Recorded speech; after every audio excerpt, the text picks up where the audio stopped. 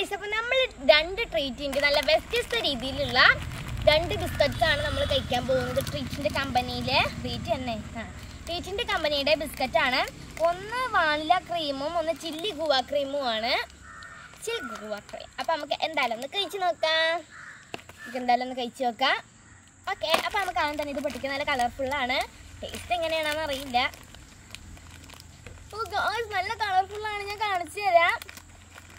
ഓ കണ്ടോ, നല്ല പച്ച ബിസ്ക്കറ്റ്, നല്ല കളർഫുൾ, നല്ല രസമുണ്ട്.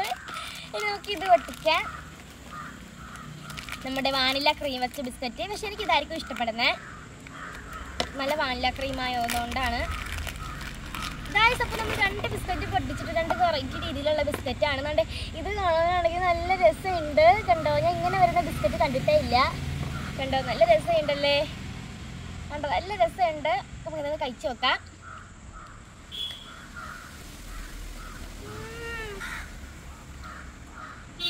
നല്ല പേരൊക്കെയായിട്ട് നല്ല ടേസ്റ്റാണ് കേട്ടോ. നമുക്കിതൊന്ന് കഴിച്ചു നോക്കാം. ഭയങ്കരമായിട്ട് എനിക്കിഷ്ടമായി.